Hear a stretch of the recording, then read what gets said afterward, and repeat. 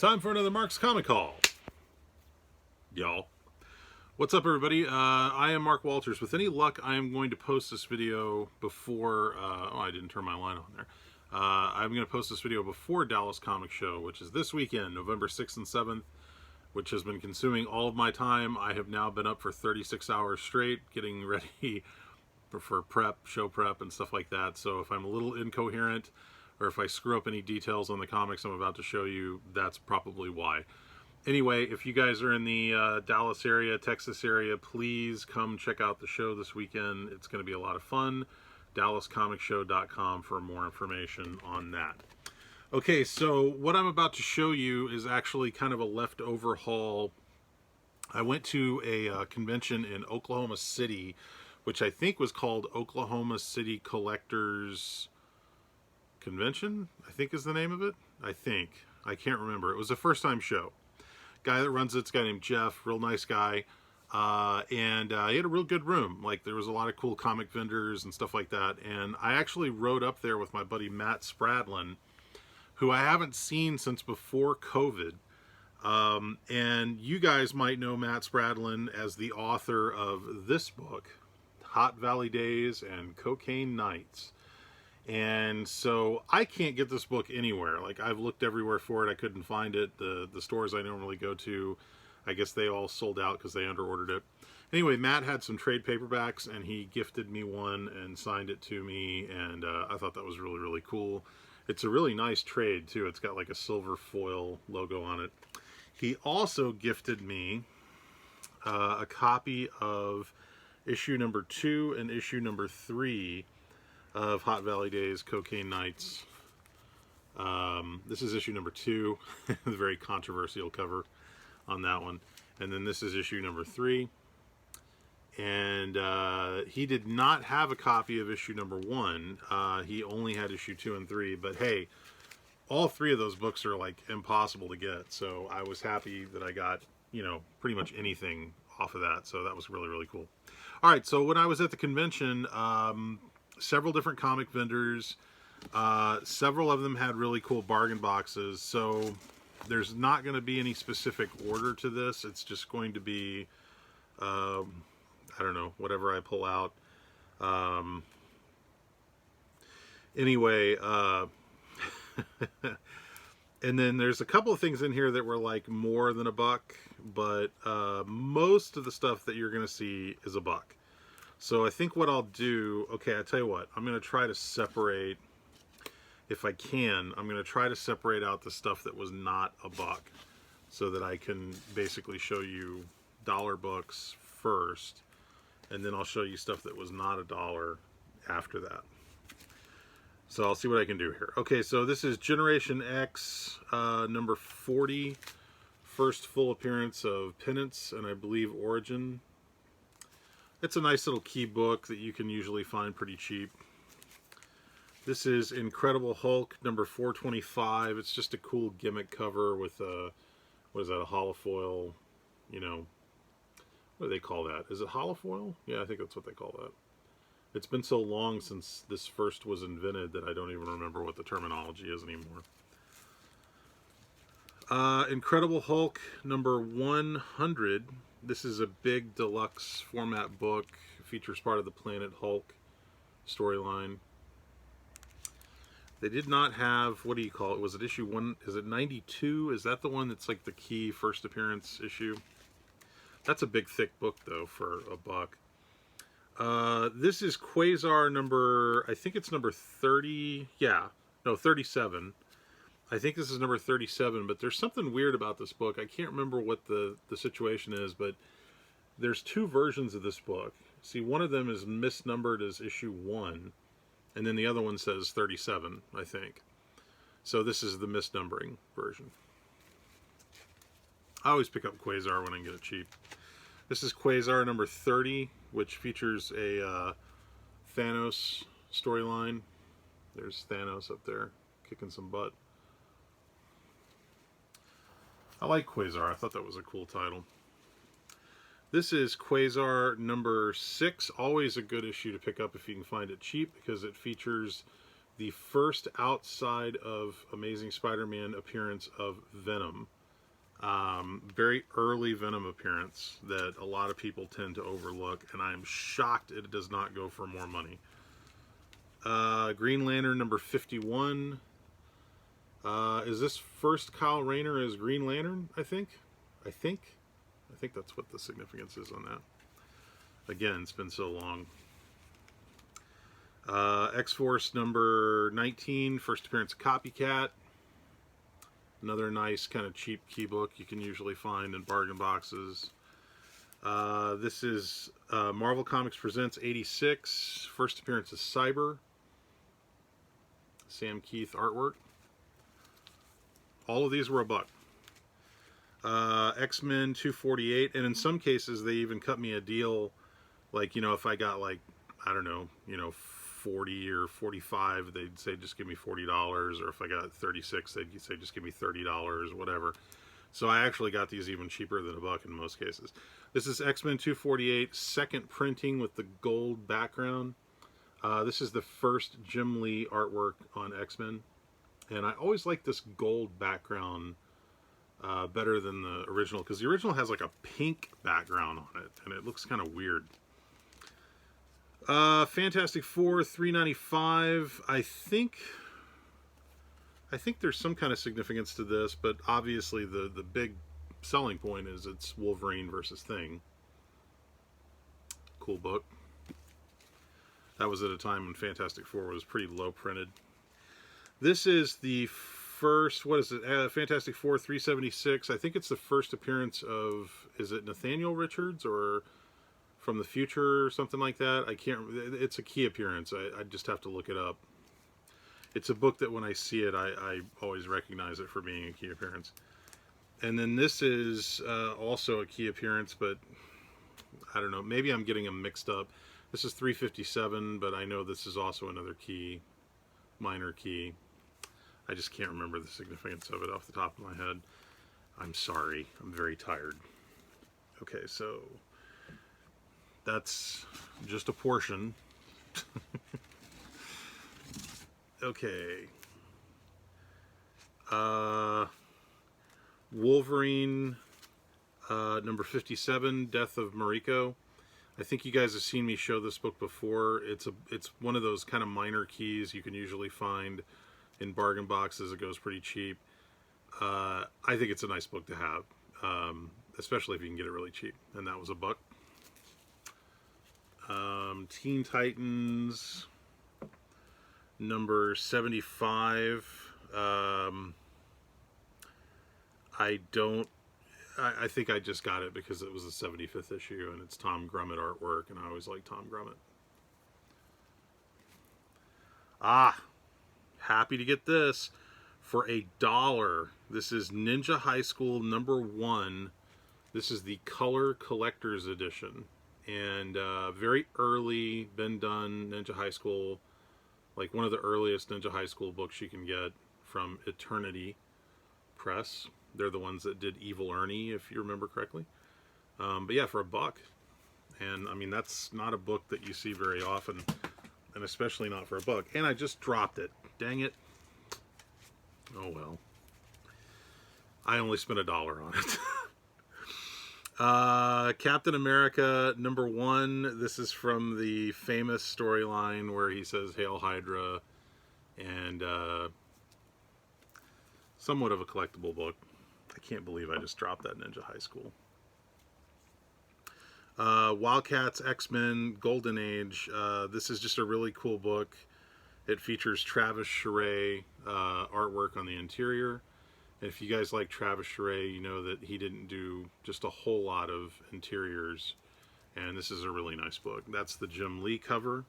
This is the Travis Charest variant cover. Both of those were $1.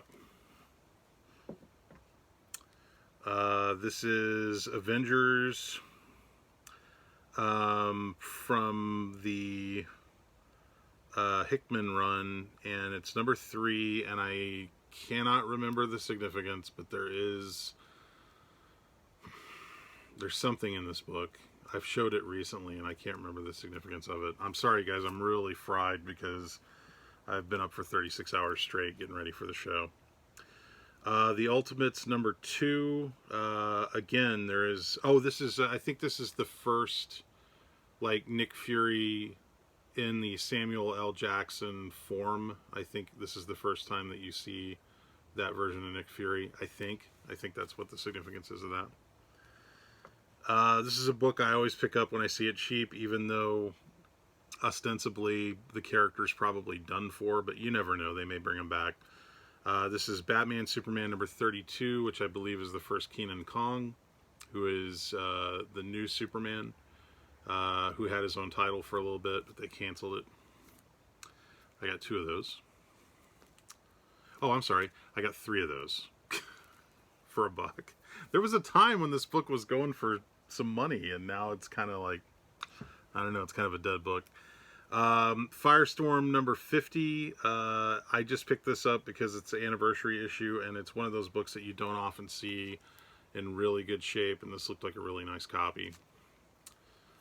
So that was $1. X Factor number 71, featuring Larry Stroman, brand new team. Larry Stroman artwork. Larry Stroman's going to be at my show this weekend. Let's put that aside to get that signed.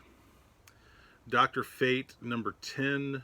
I picked this up because it's a Dark Side appearance, and I thought it was a really cool cover.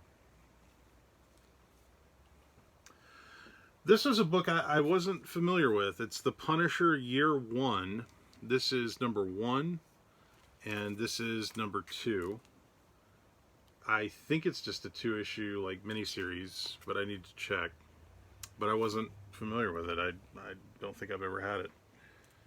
Okay, this is Superman number 79. I just always love this cover with Cyborg Superman, American flag. Dan Jurgens artwork, got 2 of those. Always like that cover. Avengers World number 1. Why did I pick this up? I don't remember. I don't know if there's a first appearance in this or not, but it was $1. Why not? Oh, John Cassaday artwork, I think, or at least on the cover, John Cassaday cover. That might have been why I picked it up. Lois and Clark. This is Superman Lois and Clark, which I think is the first appearance of, what is it? Well, it's the first, is it the first like adult, or it's the first Jonathan Kent when he's not a baby, I think. Is that the significance? God, I am so fried, guys. I'm sorry. Superman 10-Cent Adventure. This is the first appearance of the Supergirl. It's a variation of Supergirl, and the Supergirl that they're using in the Flash movie that's coming out, there's some suspicion that it might be this version of Supergirl. Anyway, it's one of those books that, like, for the longest time it was worthless, and then all of a sudden in the last year or so people are looking for it now. So okay, getting close to the end here. Okay, so hang on a second, I'm finding some books that were not $1. So let me put these aside. Okay. All right, more dollar books. This is Alien Legion, book 1, by Larry Stroman. Again, I picked it up because Larry Stroman's going to be at my show. Get that signed. This is Youngblood number 4, first appearance of Pitt. A lot of people overlook this book. I think I showed it in a recent haul, but this is there's a 12-page backup story for Pitt in the back of this issue. And it's the first appearance of Pitt. So this is kind of one of those books that, like, nobody talks about, and you can usually find in, like, quarter boxes, dollar boxes, whatever. And yeah, I just figure why not. Daredevil number 272, first appearance of Shotgun. Another cheap key that I pick up, you know, minor key whenever I can find it. This is Quasar number 37. So I was wrong. That one that I showed you earlier was not 37. I don't remember what number it is, because this is 37, and it's obviously not the same cover. But this is a first appearance of, what is it? Something Father or something. It's like one of the Celestials or an Elder of the Universe. Anyway, first appearance in this book. I can't remember the...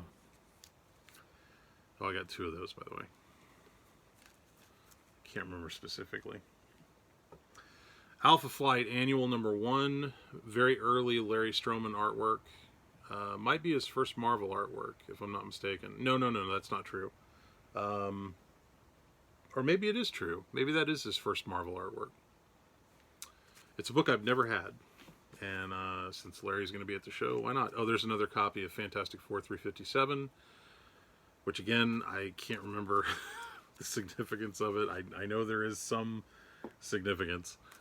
U.S. Agent number 1. I always like this cover because he's in silhouette. I just think it's a cool cover. And it's a book that's not really worth anything, but, you know, if they ever... we know that Marvel's going to do something with U.S. Agent past Falcon and Winter Soldier, so it's probably not a bad book to have. So I got 2 copies of that. Oh, man. Super happy about this, because this is not an easy book to find. In fact, I don't know that I've ever owned this book. Ever. This is the Camiko Christmas Special, number 1. And if you guys remember Camiko, they would publish a lot of different, like, cool artists and whatnot. I'm going to show you the back cover, because it has some of the artist names on it. See that?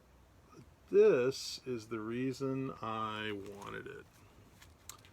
That is a Dave Stevens cover. And it is not an easy cover to find, especially in good condition. This is a really nice copy. So when I saw that, I was like, man, I can go home after this. I was really happy to get that. This is kind of a rare book. They didn't print that many of these. There was a company called Spoof Comics.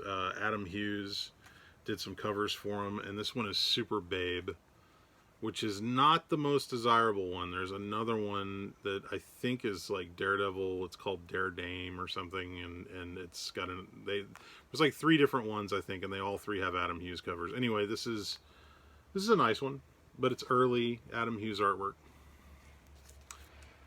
And then this is a book I think I've had before, but it's a nice kind of deluxe format book. It's Steed and Mrs. Peel, number 1, deluxe format book.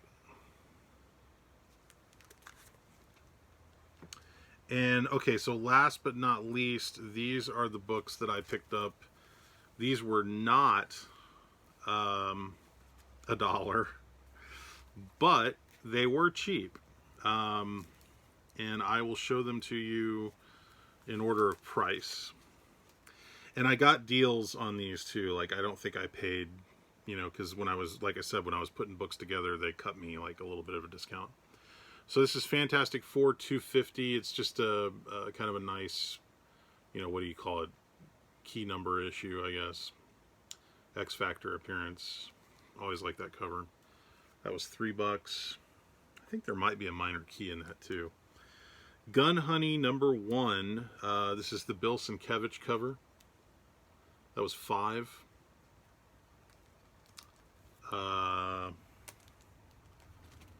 Wonder Woman number 57. That was $5. I don't think this. I think there's. So I have a ton of Jenny Frison covers. A ton.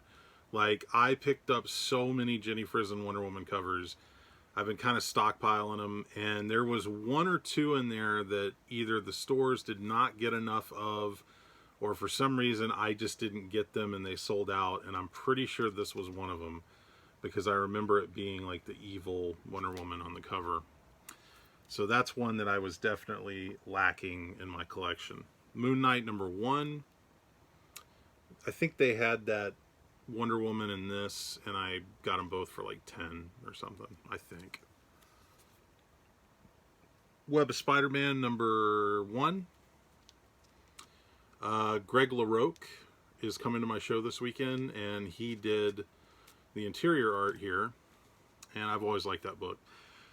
This is my favorite Todd McFarlane Spider-Man cover, even more so than the Venom covers. Like, everybody drools over the Venom covers.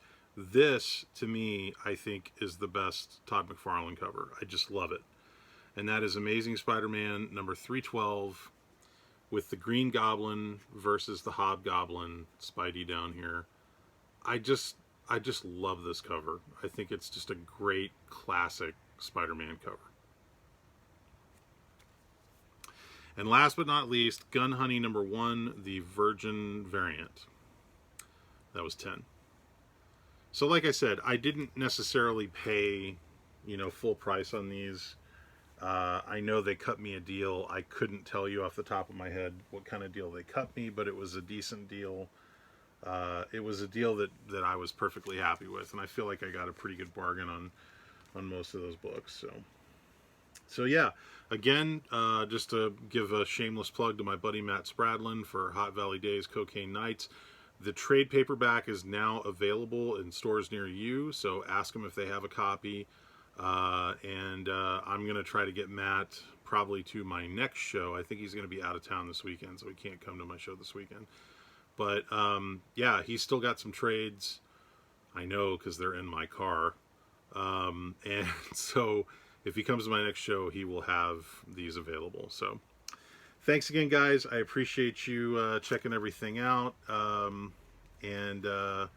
Yeah, just some cool kind of, bargain books. I was happy with what I got. So yeah, I think I think it was called Oklahoma City Collectors Con, something like that.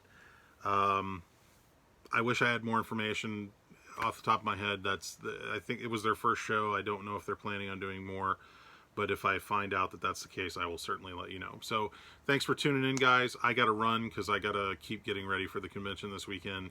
Again, if anybody is in the area, Dallas or Texas, I got to plug this as much as I can. Dallas Comic Show, November 6th and 7th, Saturday and Sunday. Lots of cool people coming. Come check it out, DallasComicShow.com. For more information on me, you can go to BigFanboy.com. I posted up my review of Eternals, my full review of Eternals. That's a pretty difficult film to write a review for, but I actually really enjoyed it, so I recommend you guys check it out, especially if you like the cosmic Marvel storylines. I think you'll enjoy it. And also check out my movie review podcast, The Big Film Show. We're kind of behind on recording episodes for Big Film Show, but we are going to get back to it as soon as I get the show over with. And yeah, that's all I got. So thanks for tuning in, guys. I will see you on the next episode of Mark's Comic Hall, y'all. Shout out to Free Energy, Sean Hogan, Ian Hunter, Comic Crypt to Castle Hills, Fred Hall Direct Edition, all my friends. I know I'm leaving someone out. I apologize. See you guys. Bye.